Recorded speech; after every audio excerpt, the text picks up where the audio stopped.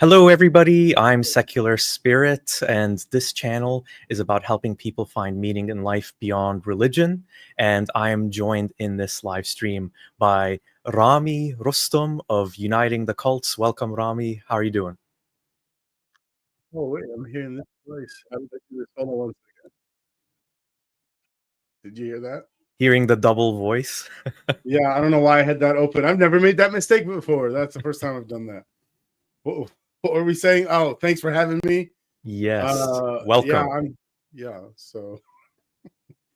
So what are we talking about first? Or did you want to tell me about how we converted? What is it? We believe in God again?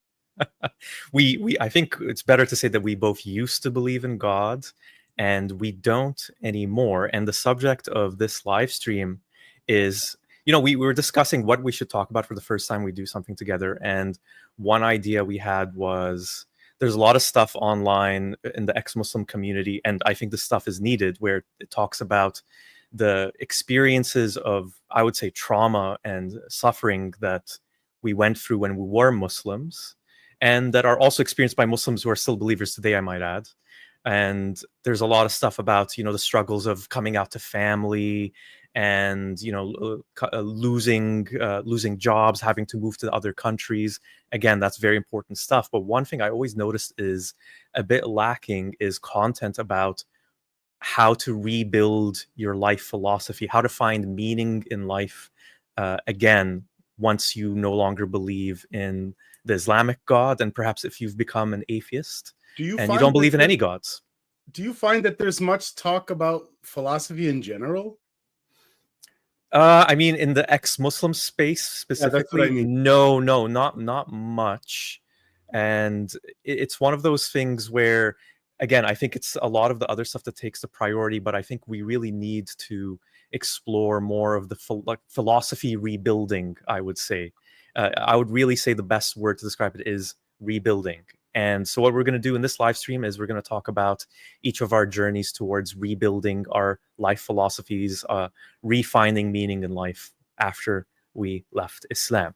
And so if you take a look at the live chat, we've got two things for you to consider. So we've got a poll question. Do you think you can have meaning in life without God? And there's three options there. There's yes, no, and then there's the Jordan Peterson option of it depends on what you mean by God. So you've got that as a third option. Feel free to vote now or later, and we'll check in on. How do I vote? By just talking, saying, or are you talking about everybody else? Oh, not for you, Rami. I think I know what your answer is already. So I don't want to presume too much, but I think I know. So we'll check in later on for the results of the poll question, and we also have a super chat goal. If you donate, if 5 people donate super chats, then Rami and I will do another live stream talking about the Matrix and its connection to religion. So there you have it. Okay. You mean we're not going to do it otherwise? We'll see how it goes, Rami. Be patient. Or is it like you're really optimistic that it's going to work? So you can just I'm very, very optimistic. Even though I don't believe in God anymore, I'm still an optimistic person. Yeah. So that's a preview of what we're going to be talking about in a little bit. Okay. So last thing to mention is feel free to ask either of us questions in the live chat, and if we get any good, interesting ones, we'll address them at the very end of the live stream. Okay, so with that all the way out of the way, Rami, I would love for you to start. Maybe give people a quick summary of why you left Islam, and then we can get into the bulk of how you rebuilt. You're going broad. Why I left Islam? Yeah, just like a quick summary for people who might not be familiar with your story. I've said it many times. You could say the last phase of my belief in Islam was that Islam, or any religion, is for providing a moral guide so you can live a good life. And then I watched a loved one follow Islam more. I think that's the right way to say it. She's doing Islam more, and it was ruining her life. And then that also made me realize that what I was doing really wasn't Islamic, and I thought it was. The stuff I was doing wasn't from Islam. And I thought, so should I get specific? Is it too vague now? Too abstract? How she was ruining her life? Well, I'm very curious to know how she was. Are you okay? Oh, yeah, I can't help that. Yeah. So she believes in jinn. And what are jinn to anyone who might not know? Well, like to American context, you'd say like demons, although it's different a little bit. Slightly different, yeah. The features are different. And to be clear, the concept of jinn, as believed by, we're both Arabic origin, right? So by Arabs, let's say 500 years ago, it's different, or let's say 2,000 years ago, it's different than 1,400 years ago, and different than today. But there's a thread in all of that. And I wonder if that thread actually connects with the demons from the Western world. It probably does. And ghosts and poltergeists and angels and even God, really. Did I go too far with the God one? anyway, yeah. So she thought she was possessed, and instead of going to a hospital, she went to somebody that she thinks can ward off jinn. Oh, for like an exorcism, basically. Yes, exorcisms. I don't say that word anymore because Arab-speaking people and Muslims in general, they have a criticism with that, so I avoid the word. And they never disagree with the ward off jinn. So that's the terminology I've gone with. And anyway, and my conception of you go to the hospital and you don't even believe in jinn. I saw jinn even when I was a Muslim as symbolic, which that's not the right way to do it. That's what I was doing. And so that's it. I thought Islam is for morality, and it's not, and that is it. The whole thing crumbled, and that was the last phase. And then I was just an atheist. That was 15 years ago. I've been an atheist the whole time since then.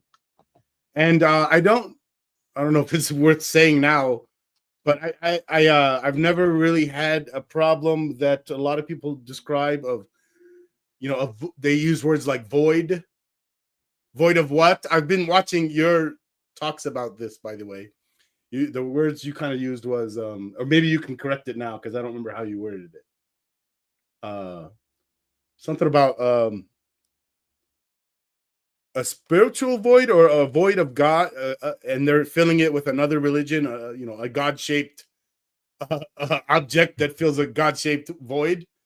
And I think you were trying to make the point that it's not about God, it's about some other things. I don't remember exactly what you said. Yeah, I would say that's basically right. I think I can hear myself talking again through your...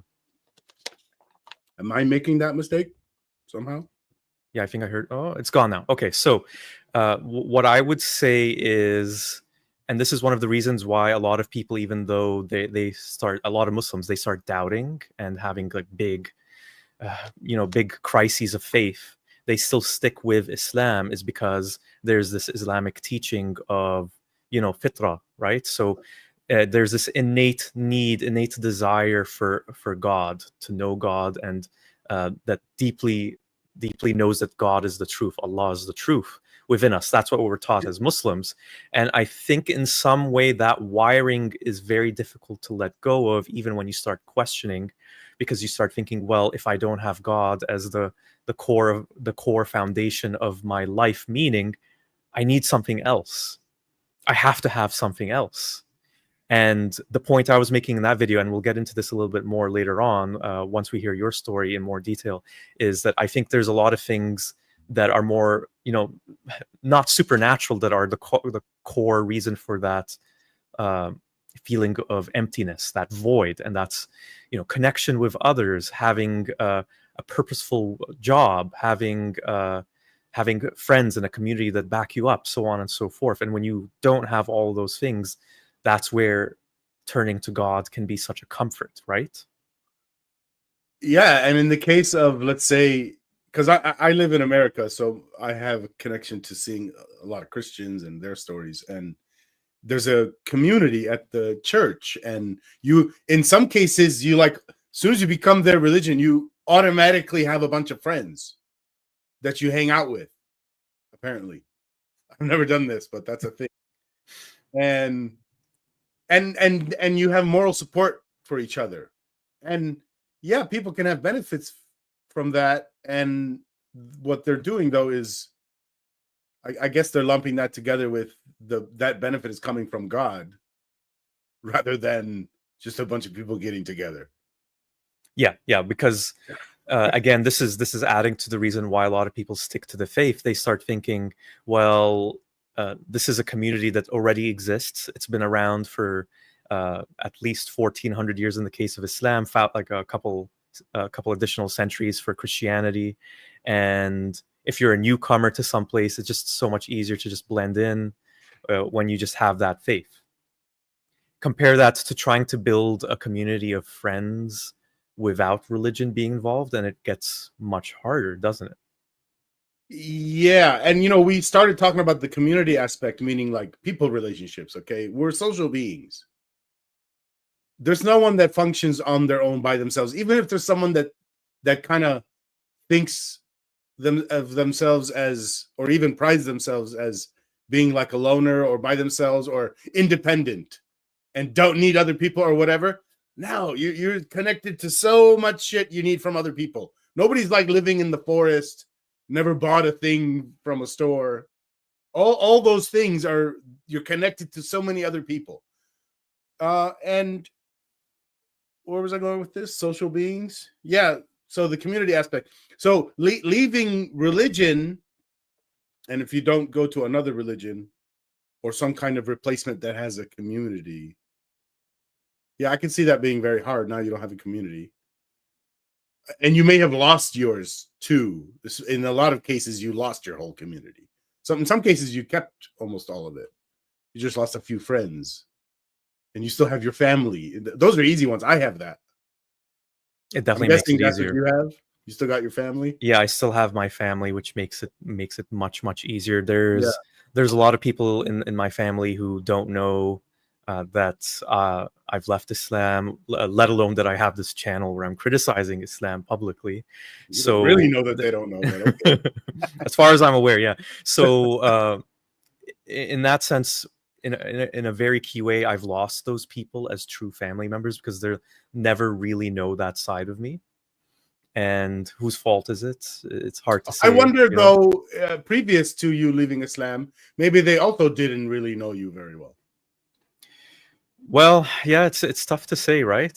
I got you on that one. It's tough to say because when I think a key part of it is when you're geographically separated. So my background's Palestinian. We're scattered all over the world, like many Palestinian families.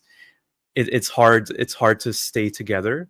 But I would say that I saw a lot more of them as a kid when I was Muslim than nowadays. Now, is the reason why because now I'm an adult and I'm not forced to go to family vacations as much as I used to, or is it because I feel uncomfortable about, say, for example, just visiting them? I think it's a little bit of both.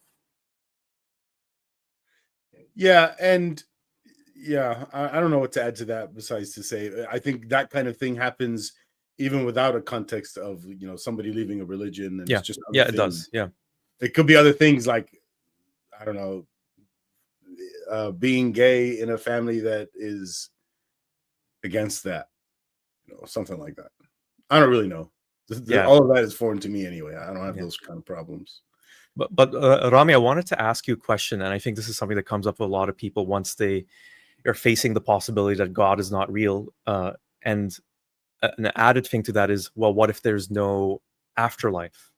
There's no Jannah, there's no heaven to look forward to afterwards. And let's say you're someone who lost a loved one, a parent, a sibling, a child, which is horrible.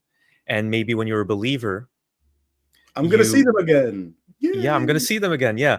But now when you're starting to question your faith, you have to also wonder, am I never going to see them ever again? How did you cope with that realization? I don't think I even ever thought about seeing people again, even when I was a Muslim. I've talked to other people about this, and um, another guy who I do live streams with, Usama Al Bindi, he said the same thing. He didn't think about meeting people in the afterlife.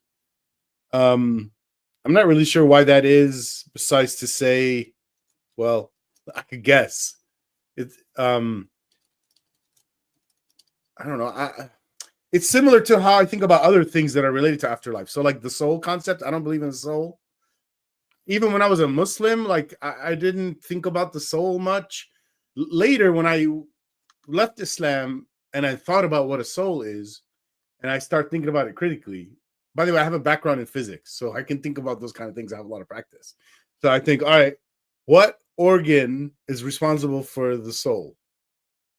And I think about it that way because everything the human, I have a background in biology. Everything the human does has some organ doing it, a cell, there's machinery.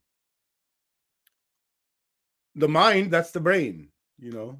So So by that, do you mean like the consciousness, like the self-awareness kind of? consciousness is the brain. That's the organ doing it. But for the soul, I never had anyone answer me when I ask what organ is responsible for the soul. Have you ever heard of the thing of people have been weighed and between when they died, when they were about to die, and then after death, and there's like a weight difference. I think one weight that's all commonly described as 21 grams. But we're exchanging atoms with the environment all the time, gaining and losing. Even like, so I don't see how that would make sense now that I'm thinking about it a little bit. The other issue with the soul concept is it breaks anything we know about energy. You know, like energy is it's not infinite. There's an amount. It can't be created or destroyed. That's, you know, you can convert energy to mass and back to energy. But the idea that a soul will last forever, and then there's a new soul tomorrow, and then 10 more the next day, and those are all lasting forever. So we're talking infinite energy. This is not a thing. This is not anyone thinking about physics, that's for sure. And the soul concept was made, and the afterlife concept, long before anyone really thought in the physics way. So that's what I have to say about that. I do have to talk about it all the time, though, because everyone brings it up all the damn time. Yeah, like, wouldn't you agree with me? It's like one of the reasons why a lot of people stick to their faith. Like, I can't imagine being in the position of, you know, let's say you lost your child, and let's say your child died in some kind of horrible, you know, unfair, unjust way. Like maybe they were, you know, abducted and murdered or something like that. Because then you also have to accept that there's going to be no cosmic justice for the people who did that. And you brought a different thing there. It's an well, they're connected. Element.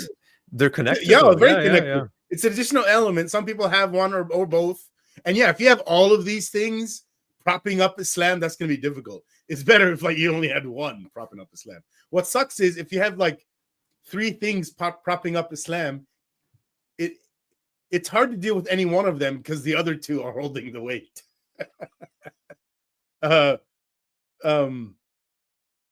You mentioned another one, a reason that people want afterlife, and it is they want justice because it's not happening on earth. But here's the problem. If you look at it this way, and I think you should look at it this way, the people that believe in the afterlife and justice later, they're not doing what needs to happen now for justice now. It's putting it off. It's delaying it. Like, it's not even doing anything about it. I'm sorry, I'm yelling. I'm getting mad. You're clearly very passionate about this. It's one of those things where maybe when people are feeling completely hopeless, and I could say, just to give one example, that's how a lot of people feel about the Palestinian situation in Israel. You feel like you can't do anything about it. It feels like it's just going to keep getting worse. Well, don't worry about it because Allah will take care of all of those things. Judgment Day, in the afterlife, and you can trust in that. And it does make it easier if you truly believe, right? And that just makes you passive. That's what passivity is. It does, yeah. I wonder if this connects to just the way people in general think about like optimism versus pessimism. And I think a lot of people think optimism is stuff's necessarily going to happen in the future and going to get better. And you could believe in God and think God's going to do all of it and not you. What kind of shit optimism is that? That's like, irrational optimism. Fuck that shit. Sorry, is it okay, guys? Yeah, it's okay. Go ahead. So, rational optimism is things can get better, and we need to do the right things to make it get better.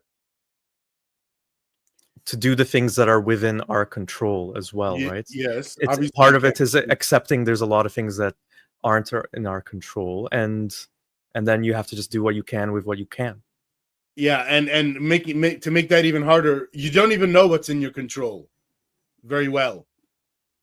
Besides trying stuff, then to find out where the It's boundaries trial are. and error. Yeah, a lot of trial and There's a error lot is of needed. a lot of trial and error. Before you try stuff, though, there should be a lot of thought experiments and brainstorming to come up with a good idea that you then try in real life. And then the error part, and then analyze, and then talk to other people. I just explained science right there. Great summary. Yeah. So Rami, the other thing that I think is tied to that is, so what would you say to, let's say, what would you say to someone? So you met a questioning Muslim, and they've mentioned those two things that we've talked about so far. I really need to believe that there's an afterlife. I lost my parents when I was really young, something like that. And they were, again, this is a extreme hypothetical, Well, but I've never let's had say anyone. let's say they were horribly murdered as well. Like, what would you say to this person when you tell I've them, never "Oh, had I'm an that extreme atheist"? case. I've had someone pressing me, asking me about that, but they didn't word it exactly that way, where I need to believe in afterlife. They didn't say it that way. But that's basically what came across to me. That's what I understood. This actually happened on my live stream. Somebody called in, and I was helping them. And they didn't say any personal experience, but they were speaking in general, cosmic justice. And the call kind of ended with, I said something like, well, we made some good progress here, and if you want to come on again, that would be good if you want to talk to me again. And he said, well, nothing really got resolved here. I was like, yeah, because there's more work to do. It's not going to just get resolved right here. The point is, you need to make a unit of progress, or a little bit more than that. A unit of progress. I think he made some progress. I pointed out, I helped him discover like a conflict he had, that he wants cosmic justice and he doesn't believe in cosmic justice. That's a conflict. There's other things that are connected, also causing conflicts, but we didn't get very far, and hopefully he's working on that now. But I mean, if you're asking, what one good thing to ask is, why are some people one way and don't need that, and the other people are this way, they want the cosmic justice? It's not just like, I never had a bad experience in my life where I'm wanting cosmic justice, right? Is it? Oh, you mean it's like one of those things where everyone, there's no atheists in foxholes, or there's a lot of people that once they're at death's door, they're sick, Exactly. then they'll, I just threw out a I've heard theory, that or maybe argument you before finished the too. theory yourself. I don't know. I'm just throwing out theories, and it could be multiple theories happening, multiple factors affecting someone that would cause them to be in this, category of they have a want for. By the way, one part of it is this is the more general part. And I discussed this with Britt Hartley, which, by the way, we should talk about in a second with you. And, anyway, that, where was it? I just lost it. Just to go back a bit, we were just discussing, what do we say to people who are questioning Muslims? Oh, yes. And they're thinking about these big things. Yeah. So here's the deep thing, the underlying thing I want to talk about. If you imagine two ways of thinking, where one is, I want to figure out what the truth is, and then I want to design my preferences around what I figured out. And the other method is, I want these things. Here's my preferences. Now I'm going to choose what I'm going to believe in to match my already chosen preferences, which didn't factor in anything about truth, since that was step 2. You know what I mean? Like, cart before the horse kind of thing. Cart before the horse, yeah. And I don't think it's fair to say that, some people are all one way and other people are all the other way. I think it's more like we all do both, and we got to get good at catching ourselves doing it the wrong way. And that's what science is, by the way. The approach itself is figure out what's true, step one. And they don't really talk about step two much, by the way. I think step two, they don't, but they're really good about figuring out what the truth is. Engineers figure out what to do with it afterwards, right? Like, oh, you guys figured out some science thing now, or physics thing. Now we figured out a machine that does some job, so anyway, what was next?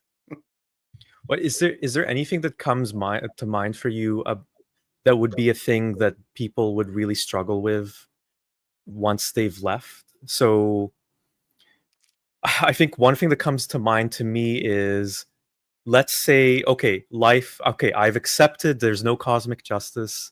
I've accepted that there's no life after death. The thing I've always heard from a lot of Muslims and Christians is, well, what motivates you to get up in the morning when everything around you is just going to die and go away? Yeah, and then from physicists, you might hear it this way, who kind of share the same opinion. The heat death of the universe, it's all gloomy. First of all, that's very far away. Why are you going to worry about what's happening in like 5 billion years or 10 billion years or whatever? So let me explain it like this.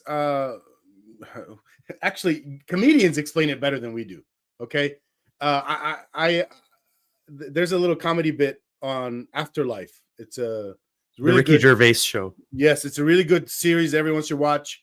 It's not just comedy, it's also like teaching you how to deal with your spouse dying, and how to actually kind of rebuild not your philosophy, but rebuild your life after such an important person is not there anymore.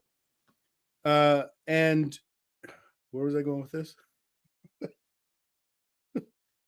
What was it? So we're just talking about how you find motivation to keep just living, Right. keep working, doing things. The joke bit he makes is, if you're watching a movie and it's going to end, you just turn it off because it's going to end anyway. Like, why does the end? You're watching the movie because you're enjoying every second that you're in it. Hopefully, that's what you're doing. Versus, there's people that do that, what they call doom scrolling, and that's not really the right way. But unless you're watching that new F1 movie with Brad Pitt, then it's just suffering. I haven't seen it. Must be bad, I guess. Sorry, keep going. Yeah, it's not great. I haven't seen it. I don't know. I watch a lot of movies, or I don't know what a lot is compared to other people, but a lot more than I used to. I went through a long period where I didn't even watch movies. It was a lot of school and stuff, and working out and powerlifting and bodybuilding, and I was powerlifting and movies. A typical Muslim. Is that what it is? I'm just kidding. I don't know. In a lot of ways, I was a typical Muslim. I mean, I don't know how, like, at least for where I grew up, and it's kind of typical. I don't know. Although I remember all the other Arabs in the schools I was in, or at least in Chicago. I found them. I felt weird. As like, I don't find myself to be like any of the rest of them. A lot of them were gangbangers.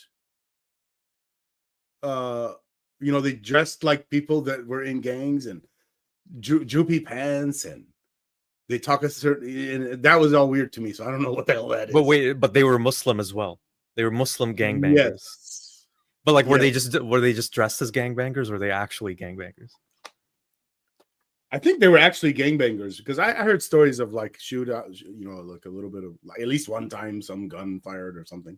Not like really rough kind of thing, not like people dying. You hear stuff in the news, it's way worse, but probably worse than things going on in Canada. I don't know. So. You're from Canada, right? Yeah, Canada, it gets a bad rap lately. Like, oh, the country's falling apart, too many immigrants, all that kind of stuff. But it's one of the best places. I watch to live you in the guys' world, really famous show. What's it called? Trailer Park Boys. Trailer Park Boys, yeah. I love that show. And I don't know if it's accurate. Like, are they giving you a good light or they're making you guys look bad? That's a completely different part of Canada, so I actually don't really know. That's a good Oh question. shit! You're like divorcing yourself from that. Like that's not us. But That's them. but wait, Rami, let's Maybe get it's a back. Let's shittier part of Canada. Is that what you meant? Rami, let's get back to the. So we were talking about Okay. Afterlife, Okay. the Ricky Gervais show, Yeah. and you were Yeah. saying that okay, so the main character, I've Enjoy seen some life. of the show. He loses his wife, and he's struggling, right? So, Yeah. like, what are the lessons we can take from the Oh man, we experience of that character? should do a whole episode on Afterlife then. But we can talk about it a little bit here. He enjoyed himself a lot. I mean, it took him a while, but you know, he was doing early on. He was very cynical towards everybody and mean, and his style of jokes were, you know, he wouldn't care if it hurt people. But towards the end, after his change, he was nice to people. Now he still made, you know, mean jokes, but in context where no one's going to be getting hurt or whatever. He's enjoying hanging out with people. You know, a lot of what he was doing before was he wouldn't even want to go to any social event. He would just stay at home. And then if he did go to a social event, he didn't feel good. He had anxiety. He would remember his wife, and then some bad social interaction, and then he'd leave. I don't know. I don't know if I'm talking too much. No, I think those are all the things we were talking about earlier, right? Like the importance of community, and you know, feeling that there's someone who cares about you, but then that there's also people you can care about and that you can help. Here's the point. He grew by having discussions with other people. Like there's this scene that kept repeating at the the cemetery where he goes to visit his dead wife, which is weird. Anyway, it's weird in the context of what we're talking about here. And by the way, he's an atheist and he's doing that. And he doesn't believe in a soul. That's just dirt there now, you know. But he goes there and he talks to her, and he's not really talking to her, but you know, he knows that. And there's this other woman, and the next door grave is another man, and that wife that is a lot older than him, and she's been through a lot of these things, let's say, and she's delivering her wisdom to him in these short conversations every few days.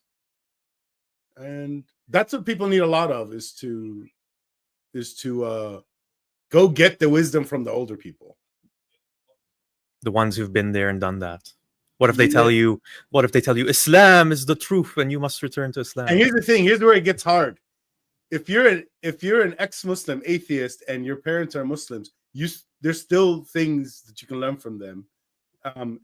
Even if you don't believe anymore. Yeah, even in the realm of, like, I'll do a real example.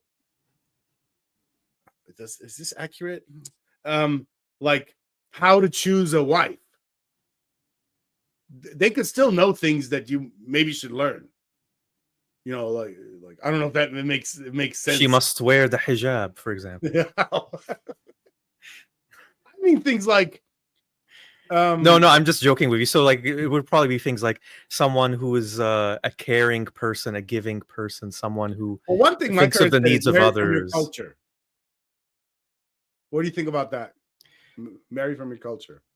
It depends. It would make a lot of things easier, you know. That I guess it depends how bad your culture is. that too, yeah. But shared experiences, you know, like same kind of taste in music, same kind of taste in foods. Let's talk about big things, though. Can I tell you a really big thing? A big conflict? Yeah, let's hear it. Not just I don't like your music and you don't like my music. A really big conflict. So I married someone from overseas. By the way, is it? I wonder if this is not about afterlife. Should we get back on point, or do you want to keep talking about this?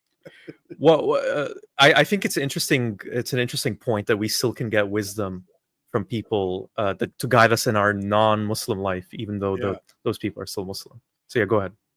I guess I could get to the point of that part, which is they made this point that you should marry from your culture.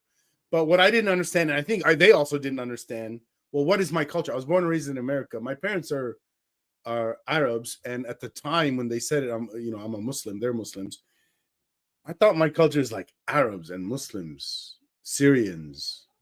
So I went over there and married one from there. Then I realized, oh, I'm wrong. I should marry from my culture, but my culture is really American. Or you could say like a hybrid at the very least. Hybrid, right? sure, but it's not Yeah. like 50-50. It's like 99-1, and the one is like Yebra. You know what I mean? Yebra? Yebra. Food is what I Oh. meant. Food. But of course, it's more than food. There are aspects of Arab culture, Syrian culture that I like that doesn't exist in U.S. culture. Like I remember when I was in Syria, Aleppo specifically, like pretty much every night, every couple nights, the whole family takes a trip to another family's house and you're hanging out. None of that happens in the U.S. Maybe it happens with some people. It doesn't happen with us. I don't see a lot of it happening. I see a lot of people just work. Maybe they have some hobbies, but there's not a lot of families getting together. What do you think? Does that happen in Canada much? It really depends. I'm not a best example of that because I live here. Like my parents don't live here, and none of my relatives live anywhere near here. So I'm kind of an island Well, unto do you see myself. other people doing it? Other Canadians? It's hard to say. Yeah, I mean, I guess so. Well, I would say for some cultures, like there's a lot of Iranians and Turkish, big Turkish communities here, and I think they do definitely do that, right? Like they get together and Maybe it has nothing to do with the two cultures. Maybe it's this. In Halab, our family was there, so there's a lot of people we could go visit. And in the U.S. and wherever we've been in the U.S., you don't have a lot of that. And we don't have a lot of friends or whatever. So there's not really a lot of opportunities. Maybe we would be doing it. I don't know. It's just a lot less. Mm. I like more.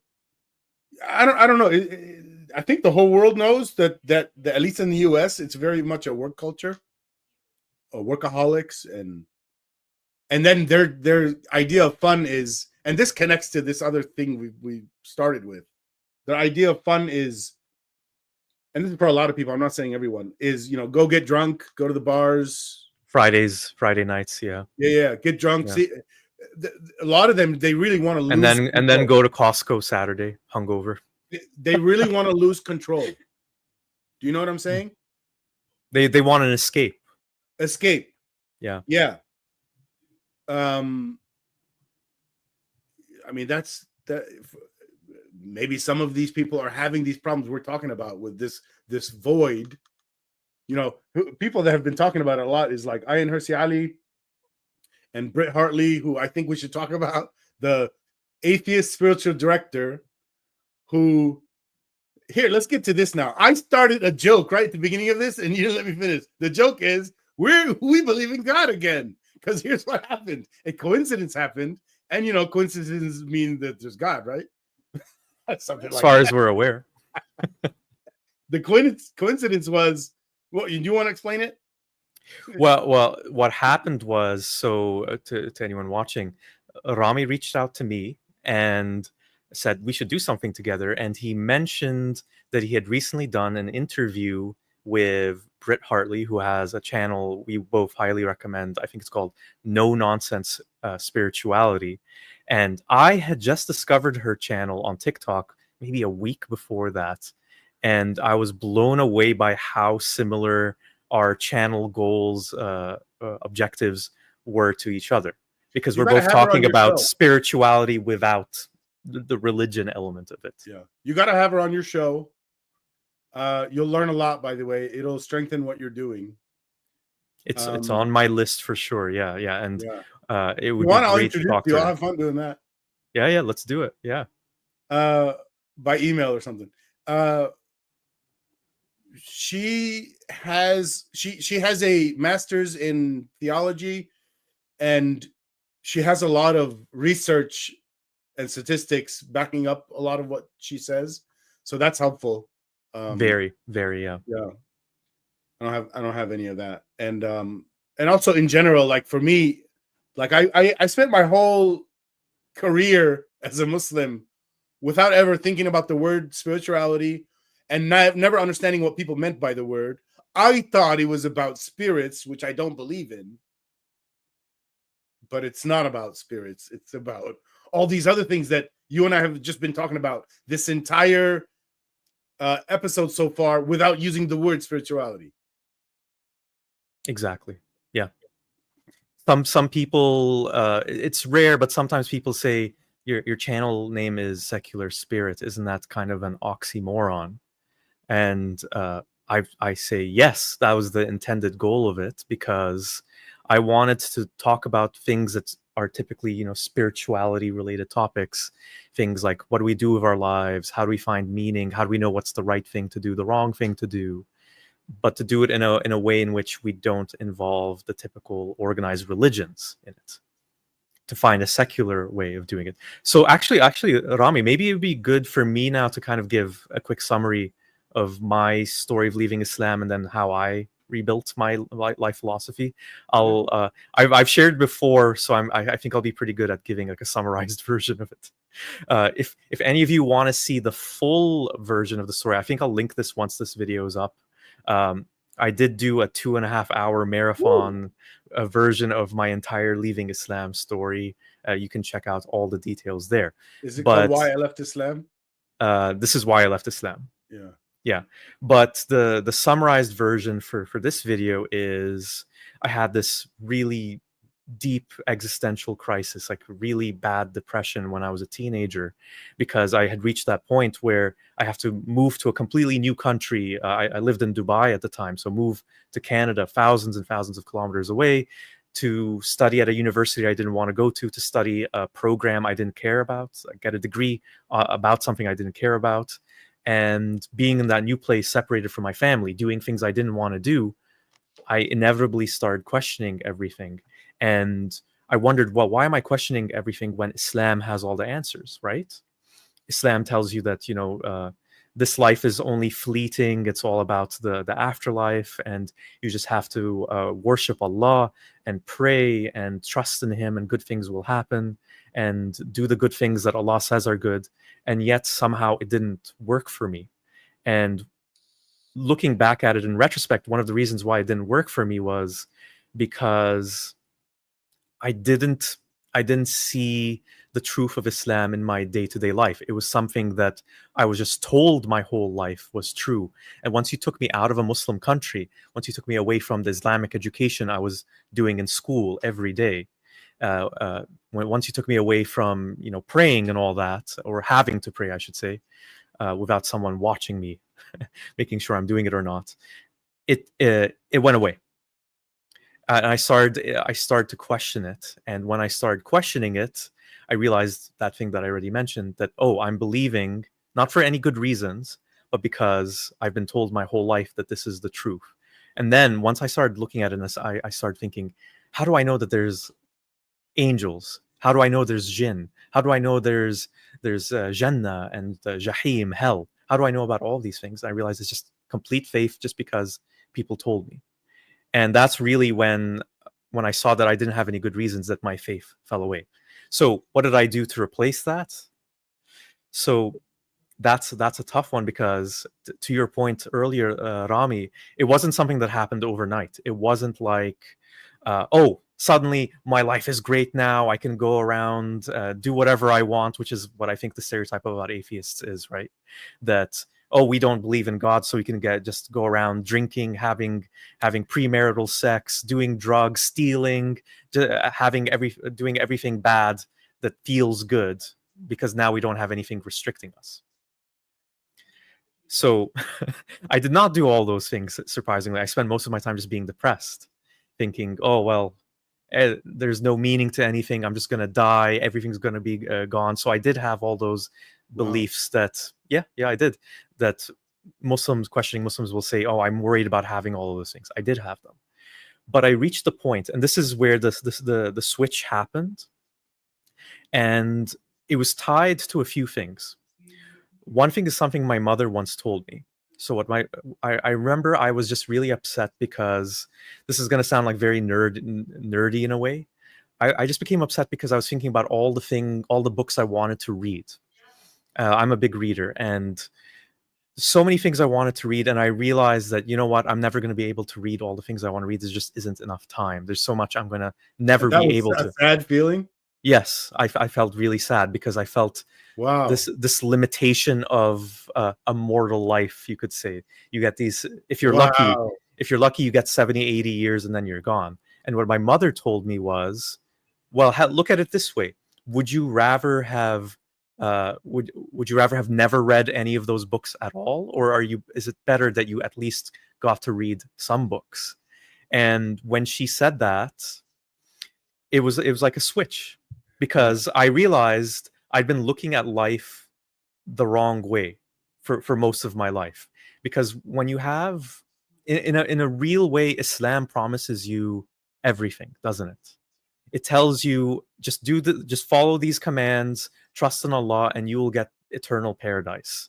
We can, I don't know, read any books or watch any movies. I don't know if that's how it would work, but in my mind, maybe that's part of the reason I loved it, was I filled in those blanks. I could do whatever I want in paradise with my loved ones.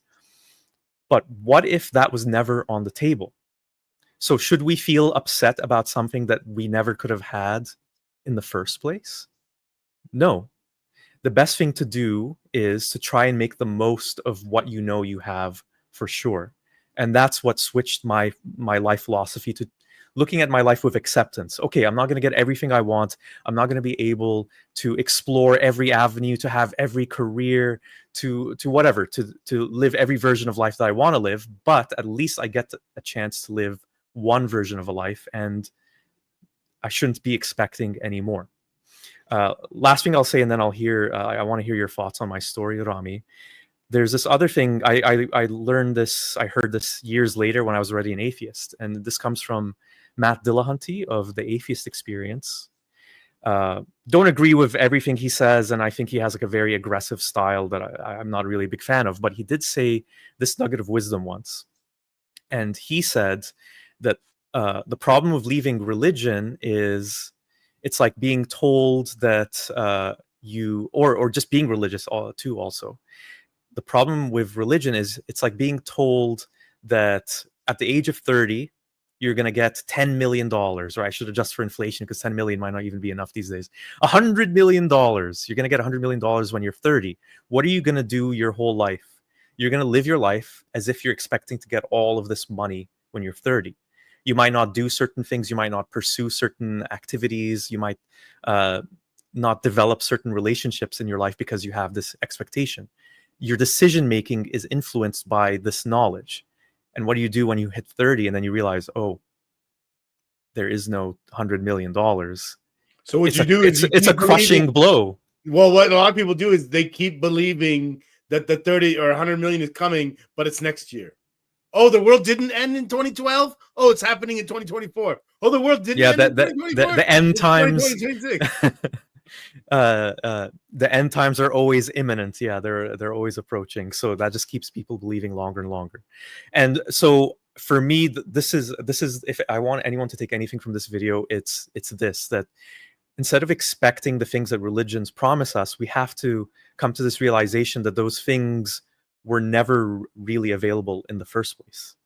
They're things we tell ourselves because they're comforting, but beyond those comforts, what do we really have in terms of proof of them being real? And do you want to spend your time, do you want to live your life based on a hopeful, wishful thinking belief in something? Or do you want to try and make the most of what you have? And I decided to take that second path of, this is all I have, so I might as well try to make the most out of it. Yeah, it's hard. I don't. A lot of the people that go the other route, it's their life is very harsh. A lot of people in Africa, like Nigeria, I know because it's, I had a Nigerian on my podcast. He's telling me the people that become Christian and Muslims, it's because they're getting hope out of it. They're such in dire situation. There's hope that things will be better in this life a little bit, but then at least that it'll be better later. And you can tell because the rich people in that same country aren't going so much into religion. And if they are, of a religion, they're not doing much of it. The actual practices. You know what's the other element of it? I would add it to my story is I think a lot of people are uncomfortable with uncertainty. So what happens after death? If you ask me, I say I don't know. What happens to murderers who get away with their crimes? Do they get punished for it? I don't know. Pedophiles who abuse young boys, will they ever see justice? I don't know. We take And different that's positions uncomfortable, there. isn't it? We There's a take lot of different- things we don't know. We take different positions on that. So I say I do know there's no afterlife, and by that I mean, it's impossible for the reasons I gave earlier about biology arguments and physics arguments. And if you ask me the question, are you certain? Well, the same way I'm certain about like other things I know, like 1 + 1 = 2. But there's plenty of uncertainty, which is things like, you don't know what's going to happen in the future here, now, even. And people are having trouble with that a lot too. Like they have uncertainty around their death. And they have a fear of death. Not everyone, but there's a lot of crossover. People that have a fear of hell, they also have fear of death. They're connected, and there's a little bit of crossover in the causes of each of them. Yeah, they're all connected, and they're also tied to other questions. Maybe you could say these are questions from the past, like why are we here? Why are we all alive? Why does this universe exist? What I would say to that also is, I don't know, but maybe the question of why, as in there has to be a reason in terms of someone decided it, is the wrong way of looking at it. Yeah, well, the way they're seeing it is, at least for a lot of people, when they ask the question, sometimes they kind of see it as a gotcha question. Like, they ask a question. Well, do you think we came from nothing? Came out of nowhere? Yeah. What's the meaning of life? And if you don't have a direct answer that satisfies them, therefore you have to believe in some God, or a lot of times it's my God, even though none of that argument said anything about their particular version of God. Yeah. It's one of those things where if you don't really have good things happening in your life, it's easy to sink back into the faith. And that's why I think a lot of people, they leave Islam, they go to Christianity because they think it's enough of a different thing where, that hope, that comfort that I lost with Islam, I can get it back now. And even though I see that Islam is horrible in all these ways, well, this is a new thing. And I think that's where there can be a bit of a tragedy for people, because I would say a lot of the things that are harmful in Islam are also harmful in Christianity. And it seems like the option of, well, no religion, it seems inconceivable for a lot of people. Let's clarify for people. I don't know exactly how to present this, but I think what we should be talking about is the concept of a worldview. A religion is a worldview. I have a worldview, even though I don't believe in any religions, and I also don't believe in a God. I have a worldview that says there's no God as one of the billions of things it says. And actually, the question of whether there's a God or not isn't even very important, according to my worldview. The reason is, I think what's important is what we should do. I agree. Morality, and what is good to do is good whether there's a God or not. You know what I mean? Like, if it's right, well, on the wrong side, if it's right to beat the shit out of your kids, it would be right whether there's a God or not. I don't think that's right, by the way. Well, yeah, just to be clear, everyone. Yeah, the other direction anyway. Yeah. But I think the problem that and this is a really interesting thing to discuss. I think the problem that a lot of religious people have is they'll say, well, what you think is right and wrong will just change depending on the time period or the context or the location. At least with us, when we have our God, we will always have the same fixed things as right and wrong.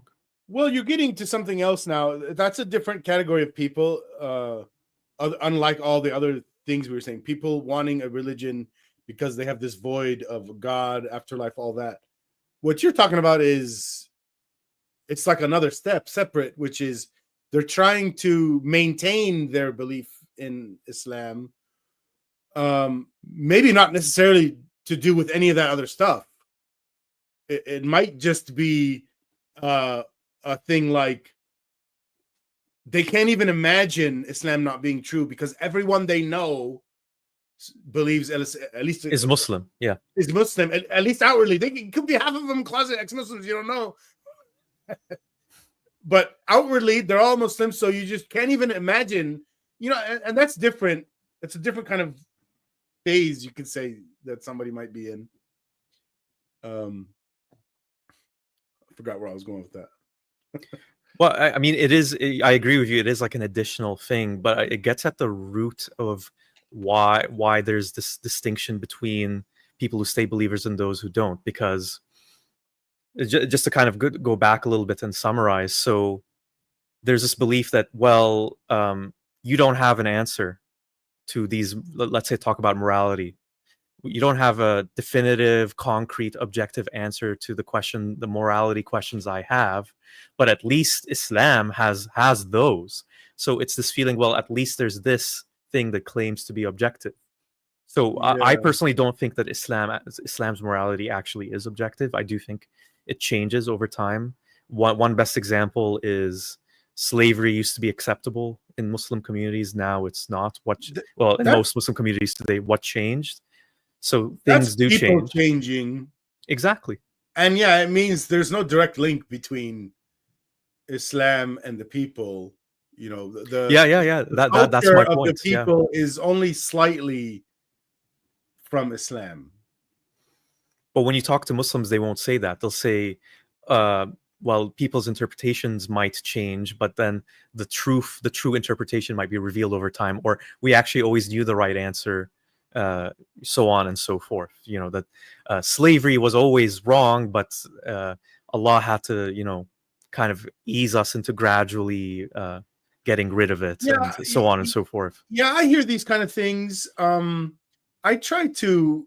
I think in the discussions I have with Muslims, we never get into these kind of scenarios.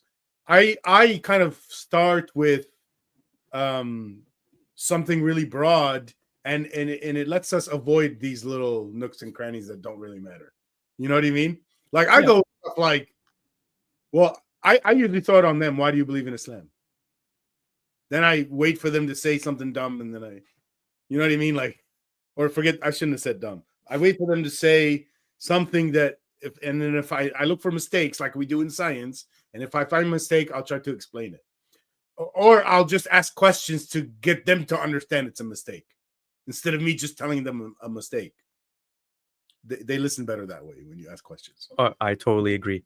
Yeah. When it comes down to those nooks and crannies, though, I think they do help people stay Muslim, and exploring them honestly does help them in leaving it, because it is a dilemma. Because when you look at the development of human societies, there were a lot of horrible things that were more accepted than they are now, and slavery used to be normal, right? So what some people might say, some theists might say, is, well, look at your secular non-religious morality, it just changes over the centuries. Things like rape that were just normal accepted parts of life aren't anymore. But what if there's this hypothetical future where they will be again, right? So that's what they'll say. What if horrible things that are seen as horrible now will change again? So that's the argument. So I think it's really important to also talk about how we know what's good and what's bad in guiding us in life. Because the thing that they'll say that I mentioned earlier is, well, what stops you as an atheist if you don't think that there's a God watching you and who's going to punish you from just doing whatever the hell you want? And Ricky Gervais says, I rape and murder everyone I want. That's it. And that's nobody. As much as I want to, yeah.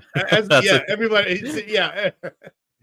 That's a very, very good nobody. one. Yes. And it's the same as, why don't you fuck your mother? Well, the way I say it is, well, there's two streams of puke in between us, so there's that problem. You know what I mean? And then I have a friend that says it this way. You know how you would feel if you ate a roach? That's how I feel about the idea of fucking my mother. So, yeah. For me, that one? Well, the thing for me is, I think there's this illusory divide between religious morality and secular morality. As we were kind of talking about, the religious morality also changes, it evolves over time. Same thing happens in a non-secular context, and I think there's no way of getting around it. I personally don't believe that there's these carved into the stone of the fabric of the universe rules of what is right and wrong. I think they're things that evolve based on how human societies develop and change. So because of that, it seems like an uncomfortable thing, but there is no other alternative in my view. Different than how we humans create knowledge in any other field, in the sense that we get better over time. We're finding flaws and fixing those flaws, or we can get worse sometimes. If you were saying, trial and error, sometimes part of that is we start erring in the wrong direction. 3 steps forward, 1 step back, something like that. Was everyone who was involved in eugenics necessarily someone who was horribly racist and evil and all that, or were some of them misguided and thought, oh, I'm actually onto something here? Who knows? Well, you know what's interesting about that, and it's related to all this we're talking about. At the time, the biologists at the time and the theory of evolution at the time, which is different than what we have today, it kind of did see races as separate things. And even evolution at the time, again, didn't even look at genes yet as the thing that is evolving. It more saw the species itself evolving. Our current understanding of evolution it's not to do with the species, it's the genes themselves are competing with each other to survive in the gene pool. And that means you don't look at races as separate things from each other.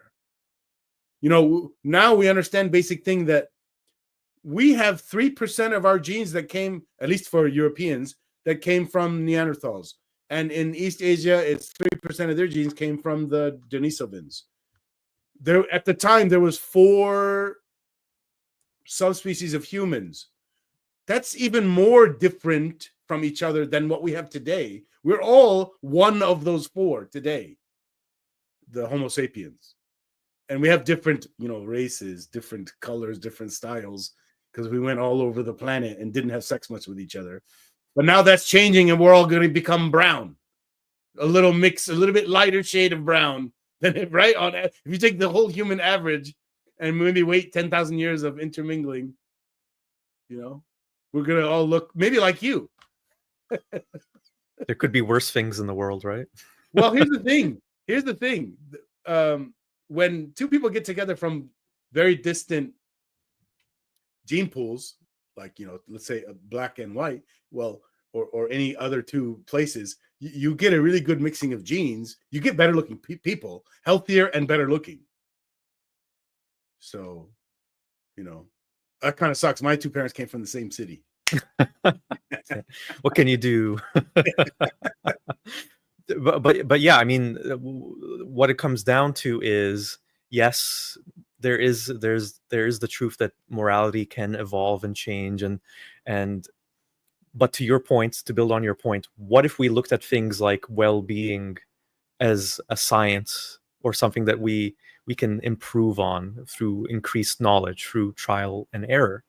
And I think that's what we have been doing, if we're talking about as a planet, where we're learning that certain practices, certain ways of treating people end up harming individuals, but also societies as a whole. And that is what guides our morality in a grander sense, preventing suffering and improving well-being. It's not an exact, well, You this can tell. increases by 10%, this decreases by 10%, but You we can tell can see that different happens. outcomes.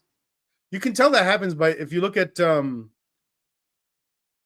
knowledge that we have about psychology, and more specifically what therapists have, psychotherapists. And if you think of, like, go back 50 years and all the institutions that don't have any knowledge of therapy or psychology. But today, those same institutions from 50 years ago that didn't have them, they've been injected with psychology knowledge and therapists. And so, as an example, in Canada, one type of your police, I think it's the federal police, in order to be that police, you have to have a psychology degree already. That's pretty good. We don't have that in the US. We're shit over here. So that's a case. Okay, so that means your police is going to act better. They have a better understanding of the behavior of the people they might be interacting with. You're going to traumatize us less. That's going to have very positive effects. And you don't need to wait for statistics of crime statistics to know that that's going to happen before you fucking do it. You know what I mean? Yeah. We know from scientific principles. Which science field we're talking about? Psychology. And some of it is just basic parenting logic, I think it's obvious to people. Prison shouldn't be just about, and I don't think there should be any, about punishment. It should only be for defense of society and reformation, rehabilitation. And that connects to something else. If you recognize that punishment is evil, like I do, and this is a morality issue, by the way, we've just been talking about, then you won't. And then if you do believe there's a God, you will not believe in a hell, because that goes against what we just said. Punishment is evil. How could God be evil? What do you think they would say to that? It's a very interesting point, because I think a lot of religious people, they don't mind, criminals, murderers, rapists being punished in a jail, because they think they're going to be punished in hell as well, but also because they think that person's soul is evil or corrupted. So they don't see that person as just most of these people also believe that, like God's infinite forgiveness and, redemption for everybody. Well, it depends on what mood the religious person is in sometimes, I think. And if it's someone that was, someone they personally lost versus some, generic hypothetical person, for example. But I think that belief that person's soul is evil is so harmful, because instead of looking at that person as, sometimes people get into very horrible situations because of their lot in life, of the context of their circumstances, born into a life of poverty and crime, and maybe they get in with the wrong people. Is a child soldier who has been indoctrinated by a warlord, is that an evil soul, or is it the circumstances of that person? Because if they had grown up in a completely different setting, let's say, and I believe you can change, and you can, you can change, but then I think that framing of good and evil boxes in the people's perceptions of others, but then also affects a religious person's perception of themselves. Like, I'm an evil person, I'm a sinner, I'm horrible, and they end up I can't change. That's part of the issue. And I can't change. Yes, and I can't change. So I think a key to that is, instead of looking at people as evil or good, you look at them as the totality of their context, their circumstances, and you see that they have the capacity for change. Like an ounce of empathy will help. Yeah. So I would say there are limits. So I think the benefits of, like, let's say a prison, there are some people, for example, who have disorders, conditions. Like there's some people who, like psychopaths, who maybe they'll just go around killing people if you just let them out in society because of this issue that they have. Okay, A prison can be valuable in keeping those people from harming others because they're going to do it maybe no matter what. We don't know. But they want them to have pain. That's the problem. They want them to They suffer. want them to get raped in prison. They say that a lot. I hope they get raped in prison. If that matters more than, well, let's look at rehabilitating certain people, or at least giving them a life where we minimize their suffering while also keeping them away from others where they might harm others. So we're minimizing suffering outside Can we of go a the little prison bit as well. deeper? Sure. I've been asking myself, where do people get this idea of revenge, And I saw it in like 5-year-olds in America. If you see one kid, the two kids are horsing around. One kid accidentally hits the other one too hard, whatever, in the face, whatever, by accident. Now they're crying. And that first kid, you see this very often, goes to the victim and says, hey, hit me so we're even. And then they're going to feel better about it. Both of them, apparently. It's like a sense of justice, right? Or balance. Except their sense of justice is pain for pain. Eye for an eye, tooth for a tooth. Yeah. But it was a fucking accident. I don't know if they're getting that from their parents or if... It's hard to say. I think it's one of those things where it's just easier, right? Something inflicts pain on you, and then because that pain doesn't feel good, you redirect it at the thing that did it. I think there's like a simplicity to, like a crude simplicity. I wonder if I ever had that. I don't know. I feel like I never had that because it don't make any sense to me. Well, I think the thing that matters is that just because those things are like, they seem instinctive or they seem easier to go down that path, doesn't mean we should automatically do it. Right. And part of that is because we have gained this knowledge that if we have a society where people go around just getting revenge for slights or lots of whatever. Philosophers have talked about how revenge doesn't work. The way to think of it is, every idea, you should think of what its purpose is, or another way to say it is what problem it's trying to solve, and then check to see that it actually solves it. If it doesn't fucking work. That's just what it means. So you should try to figure out what problem is revenge, punishment, all these things, shame. What are they trying to solve? And then does it actually solve it? I don't think it does. And actually, it's working towards an evil goal rather than a good goal. I completely agree. Yeah. I think now is a good point to maybe wrap up. We're a little over the hour point. I think for me, I would just summarize and say there's a few things maybe people can take away from our experiences. And again, we're not saying that we're perfect as non-believers, as atheists, and we have everything figured out. My life is perfect. No. But I think we're both examples of people who, we don't believe in God. We still find meaning in life. We still are driven to do the things that we care about, and we care about others, even without that belief. For me, I would summarize and say part of it is acceptance. We can't get everything we want. There's a lot of things that we'll never know for sure. And we have to be okay with that and try to make the most out of what we do know we have.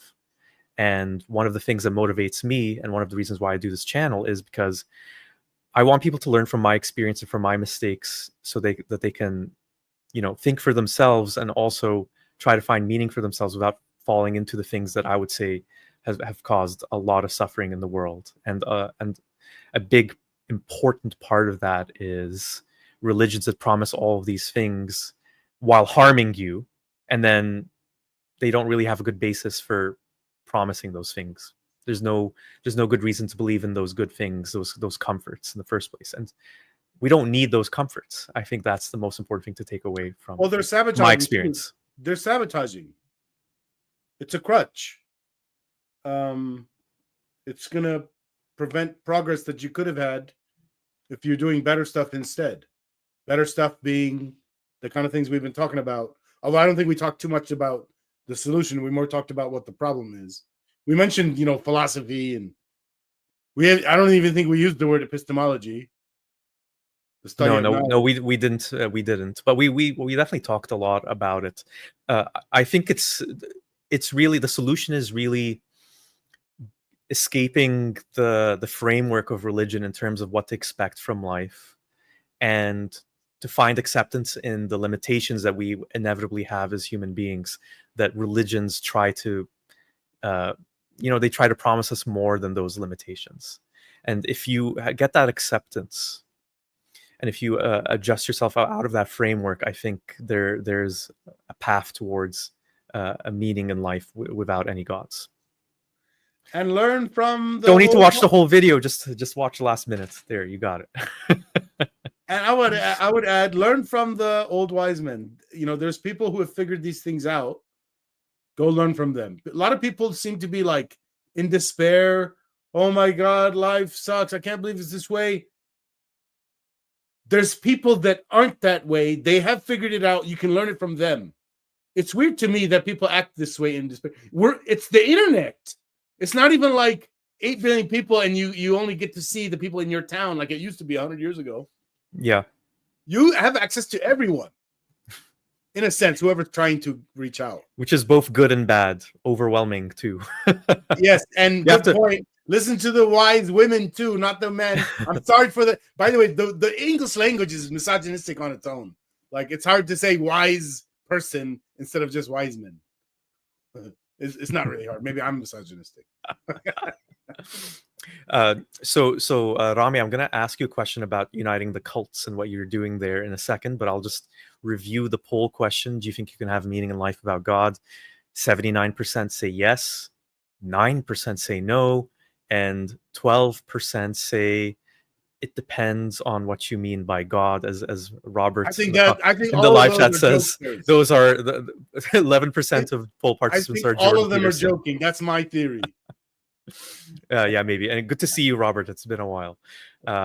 So we did not meet our super chat goal, unfortunately. It ended. That's why. Let me see. I'll quickly start another one if people want to just contribute. If we do hit it, and to be honest, if we don't hit it, we'll still do that Matrix video. That's how it works. Yeah, so you can do the super chat in the live chat as well. But yeah, so Rami, tell us a little bit about what uniting the cults is and what you're trying to accomplish. Let me connect it to this whole episode. You were explaining how you continuously finding meaning in this life without a religion, without God, without dogma. And that also includes, like, what's your purpose? What are you doing? How are you functioning in life in a way that fulfills you? That stuff. Well, I started something that achieves all of that for me, and it has been so far. Okay. And it's connected to something I've already been doing before that. I founded Uniting the Cults, a nonprofit to end apostasy laws. And I just want to say a couple of things about it for now, until maybe one day we'll talk about it more. First, I've recently joined a coalition of organizations who co-authored the August 22nd Apostasy Day Manifesto, which lays out, or doesn't yet, but I'm helping them do this, lays out a global strategy to fight both apostophobia, the fear and hatred of apostates, and the laws that criminalize us. Second, we just marked the first anniversary of Uniting the Cults with a 5-hour live stream featuring deep conversations with Maryam Namazi, Wissam Sharafuddin, Apostate Alauddin, Zara K, and Aisha Khan. If you want to learn more, support, or get involved, the links to the manifesto and the live stream are in the chat.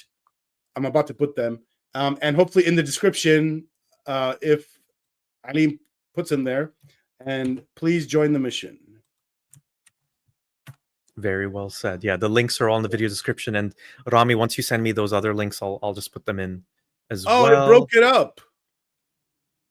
It broke up the link. So should I do it again? Should I do it again? Can you delete those, or can I delete it? Let's see. I'm going to delete from my side both of those and then just do it again. Okay.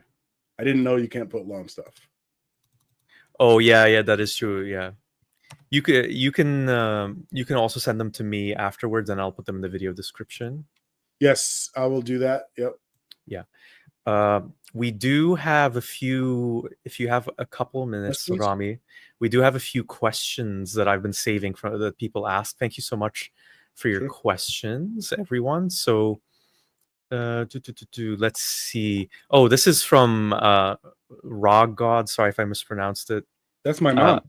oh, I love that you, Rami, added my sunset painting. Yeah. That's very Yeah. nice. And that's her painting. Yes, behind me. Oh, okay, that's great. Yeah. Okay, this other question. Movie buffs, what are your favorite movies, directors, and genres? Any recent faves? You can go first. I'm just gonna lead with, even though this is not my favorite, but it's top. I don't know how many. Matrix. We're gonna be talking about that soon. Other than Matrix, I really love Braveheart. Braveheart, the Mel Gibson movie. Yes, it's about freedom. If we put It's one about word on it. freedom. Yeah. Yeah, I think it kind of ended. One of the last scenes was free freedom as he's dying. Yeah. That I was one will of my take. favorite movies as a kid. So here's the funny thing about growing up in the Middle East. So things would be censored, and like nudity, sex, primarily violence. That's totally okay. Uh, but I told a Canadian friend after I moved to Canada, Braveheart. It's one of my favorite movies, and this friend told me, "Oh, that movie's so stupid. There's a scene where, in the middle of a very serious, tense battle, all the Scottish people just basically moon people. They lift their kilts and flash their bottoms." And I'm like, I never saw that happen in Braveheart. And then he showed me the scene. I realized this whole time that whole part of the movie was just censored when I was growing up in the Middle East. Oh, So I never oh, saw it. Yeah. And now because of that scene, I can't say it's one of my favorite movies anymore. I'm just kidding. wow. I'm just kidding. It's still a good movie. Yeah. So That's for a great me, movie. I would say the Coen brothers, Stanley Kubrick are some of my favorite directors, favorite movies. Love Casino, the Scorsese movie, and Lawrence of Arabia. That's another one I would mention. Wow, I haven't. I don't think I've seen. Lawrence of Arabia. I know I've seen parts of that. I don't think It's a I've seen really the whole long thing. movie. You're gonna have to spend, like, I think it's like 3.5 hours, so you're gonna have to leave out a lot of time for that one. But I highly recommend it to anyone. So Matrix is not up there, huh? I would say it's my top 50 if I was to do the Oh, top shit. 50. You watch a Yeah. lot of movies, Oh, or you like a oh, lot I of do. movies. You like Do a lot. like I do like a lot of movies. Can we Uh, mix TV series in there? yeah. Sure. I just want to Afterlife. highlight this comment from Gerwalk. Thank you so much. I have got some sun. It's finally summer in Canada. Shows, Afterlife for me, number one all time. The Wire, The amazing Wire. show. Oh, I don't It know that one. is, even though a lot of people say it's an amazing show, I still think it's underrated somehow. Yeah, uh, it's a great microcosm of all of the structural issues of society. You can see all the systemic problems in a society in that show, and why, and why some of the problems that we have are so difficult to fight, but yet we still have to fight those problems. If we're judging by watch time, then by far my favorite is uh Seinfeld, A the classic, yeah. the sitcom. Not a big fan of Jerry Seinfeld, the person, but the show, I'm a fan of it. Yeah. What are you not a fan of? Do you mean his position on Israel or something Well, else? yeah. Okay, Well, other than that, he's pretty cool, but right? I don't know. He seems a bit, if I can say this word, asshole. To nothing to do with the Zionism thing, but there's that famous clip of him on Larry King's show, Larry King Live, where he gets offended because Because he didn't know him or he something. because Larry King said that Seinfeld was canceled, Yeah, and that I I think remember that. But how do you know that he wasn't just joking? he was not joking. People can But you watch like that the clip and show, like decide. nothing in the Yeah, show. yeah. Yeah. I like the show. So a couple more things, and then we'll wrap things up. Let's see. Um, Here's a question for you, Rami. Did your background in physics have any impact on your deconstruction of your faith? Yeah, and the way I've been asked questions about this, and the questions themselves help me better explain this. I think it was Britt Hartley who asked me the question, which makes sense that she would be the type, coming from Mhm. the theology background. How do I say this? So I don't think I was very connected with Islam when I was a Muslim. I had other, you could say, themes going on in my mind that were also important and maybe more important. And like physics was a big one. I think I liked physics before I even knew the word physics.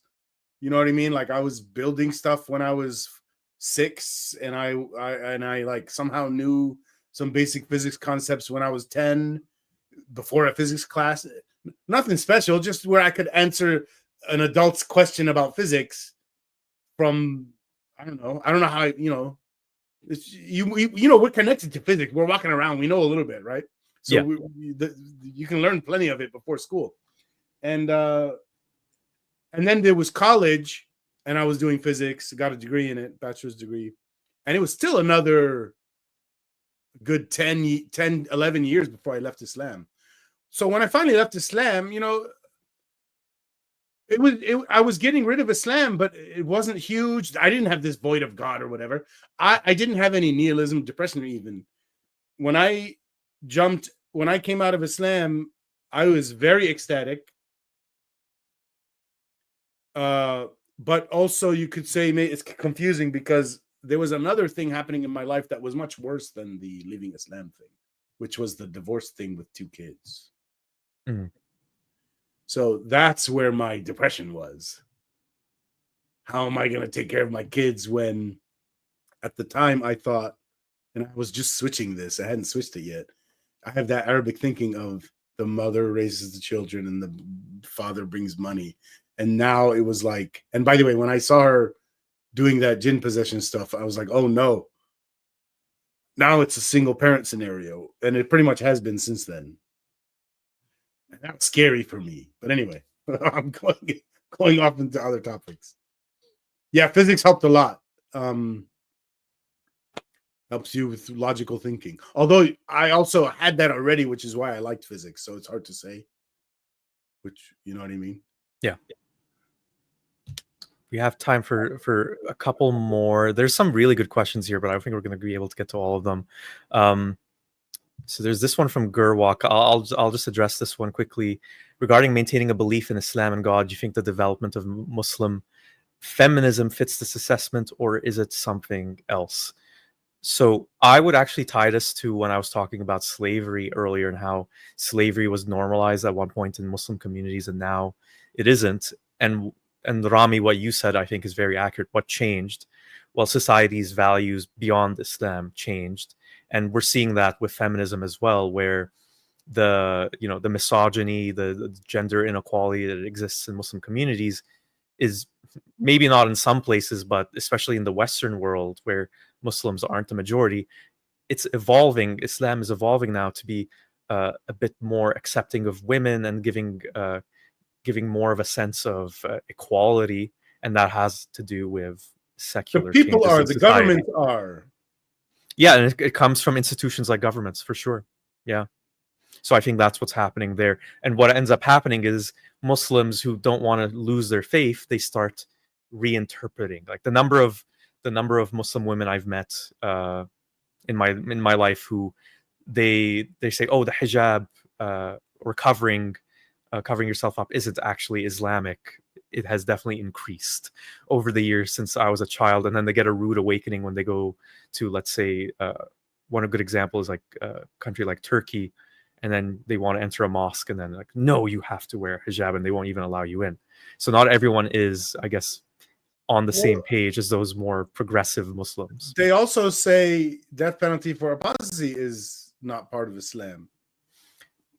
Yeah, or they'll say, oh, it's actually only for people who are spreading, treason and trouble in Muslim communities. So it's the same kind of theatrics going And on then if with you pin them feminism. down, some more, they say, "Oh, come on, show me one time where somebody died in the past, I don't know, 100 years."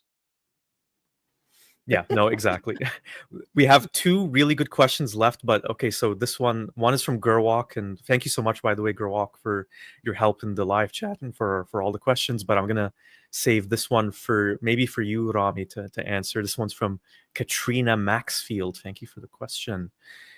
Dealing with co-parenting with religious Muslims when you no longer believe. I know some people going through this, and I think Katrina is an ex-Muslim woman.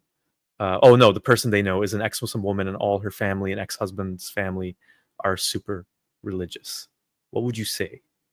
Oh man, it's so hard. I kind of got lucky because in a misogynistic scenario, which is what Islam is,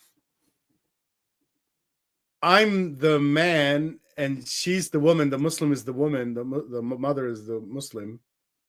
In a country that doesn't care about, because we're in America, doesn't care about the misogyny that Islam has, for the most part. And so I have protection.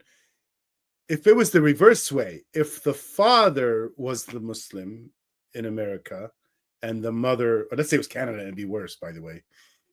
I have a specific case we can talk about in Canada.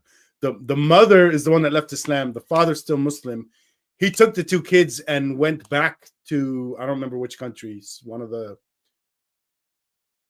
Arabian Peninsula countries, and kept the kids there. And the mother hasn't been able to see the kids. Like, that's the worst case scenario. That freaks me out. I didn't have that. The court sided with me. It was really bad really early on. Like, the mother was beating them for a couple of years, and then they weren't telling me. And they weren't telling me because the mother told them, you will go to hell if you tell your father. That's awful. So they didn't tell me for 2 years. Wow. And then one of them got the courage to tell me. It's sad. A long time ago, they're fine now. They're 16 and 18 now. This is like more than 10 years ago. And they're doing really well now. I think they forgot that stuff. And they're in therapy, so it's all good. I'm glad to hear that. So if you could distill your advice to others who maybe not going through that same exact situation, but like the person that Katrina mentioned, so ex-Muslim woman and all her family and ex-husband's family are super religious. What would you say? Because the danger is, their kid, your child is being influenced, right, by this other parent. Yeah, so that happened with me, and I didn't have a worry, and I'll tell you why. I didn't have a worry that my kids are gonna be fooled by Islam too much. I mean, because the way I saw it was, well, they're learning from me also. So if you get and I usually don't use this analogy, but I'm just going to use it for a second here. If you get the disease and the inoculation, you're fine. So I'm just trying to understand. So you made sure you still taught them certain things that would help I don't know what you guide mean by them. made sure, but it's easy to have conversations with your kid and then they end up learning how you think, because that's just how conversation works. I make it easy for them to ask me questions. So they ask me questions and I say my thinking. So it's about being available to them when those things come up.